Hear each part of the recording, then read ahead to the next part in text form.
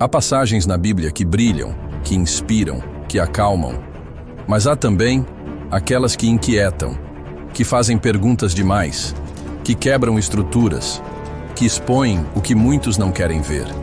E entre essas, existe um versículo, um só, poucas palavras, mas com peso eterno. Um versículo que desapareceu de algumas versões, que foi omitido por séculos, que muitos sequer sabem que existiu, e que quando você lê, parece destravar algo escondido dentro de você, como se de repente tudo começasse a fazer sentido. Esse versículo foi banido, não por acidente, mas por decisão, um corte, uma exclusão, um silêncio editorial. E o motivo? Simples, ele fala demais, ele expõe demais, ele revela aquilo que o sistema religioso não gosta de discutir. Ele escancara a batalha que acontece por trás da religião, da política, da fé institucionalizada. Ele tira o crente do conforto e, por isso, sumiu. Antes de te mostrar qual é, você precisa entender o contexto, porque essa não é só mais uma teoria de conspiração bíblica. Isso é história. É decisão humana tentando silenciar uma mensagem divina. A Bíblia passou por traduções, cópias, concílios e ajustes, muitos necessários, outros questionáveis. Ao longo dos séculos, líderes decidiram o que ficava e o que saía. Versículos foram adaptados, alguns suavizados, outros omitidos por completo. E esse que você vai ver agora foi um deles. Ele aparece em manuscritos antigos, mas desaparece nas versões modernas. E quando você lê, percebe. Ele não deveria estar fora, ele deveria estar em destaque, porque ele entrega uma chave, uma verdade brutal, um mapa espiritual que, se levado a sério, muda completamente como você vê o mundo e como você enxerga sua própria fé. Esse versículo está em Mateus 17, 21. Dependendo da sua Bíblia, ele simplesmente não existe. Ou aparece em nota de rodapé, ou com um asterisco suspeito. Ele diz assim: mas esta casta de demônios não se expulsa senão com oração e jejum. Poucas palavras, mas uma bomba teológica, um divisor de águas, um alerta brutal contra a fé superficial, um tapa na cara de quem acha que pode vencer batalhas espirituais com frases prontas, sem profundidade, sem sacrifício. Por que esse versículo foi cortado? Porque ele exige algo. Ele obriga. Ele tira da zona de conforto. Ele não é poesia, ele é faca. Ele separa quem vive de aparência e quem vive de renúncia. Jesus estava falando com os discípulos que tentaram expulsar um demônio e falharam. Eles estavam confusos, tinham autoridade, tinham aprendido com o mestre, mas não funcionou. E Jesus explica: essa casta, essa categoria de demônios, não sai de qualquer jeito. Precisa de entrega, de profundidade, de uma vida mergulhada em oração e jejum. Isso destrói a lógica da fé rasa.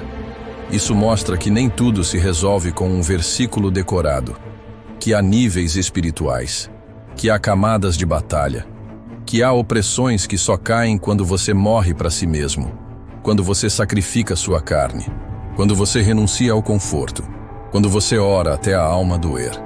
Esse versículo revela algo que muitos não querem admitir.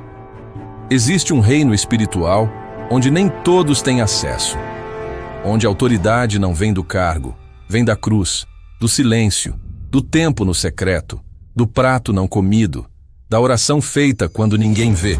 Isso não é religião, isso é guerra. E esse versículo foi tirado porque ele denuncia a fraqueza da igreja moderna. Ele mostra que não adianta show, palco, música alta, se não tiver joelho no chão. Você percebe o tamanho do impacto disso? Jesus não disse que era com fé, nem com conhecimento, nem com boa vontade. Ele disse: essa casta só sai com oração e jejum. Isso significa que tem cristão perdendo guerra porque está lutando com armas erradas. Porque não entendeu que há demônios que resistem até que o seu corpo esteja quebrado, sua alma esteja rendida e seu espírito esteja em chamas. Isso não se finge, isso não se imita, isso se vive. Agora você entende por que esse versículo some? Porque ele exige sangue, não literal, mas espiritual. Ele exige profundidade. E vivemos numa era onde tudo é rápido, superficial, imediato. Esse versículo não combina com a fé fast food. Ele é carne dura. Só mastiga quem tem dentes espirituais. Mas quem vive isso, experimenta um nível de autoridade que não se explica. Pessoas que andam em oração e jejum constantes carregam um ambiente. Elas entram num lugar e o inferno se incomoda.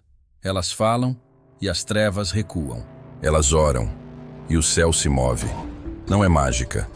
É guerra de trincheira. É presença carregada. É unção real. Sabe por que muita gente ora e nada acontece?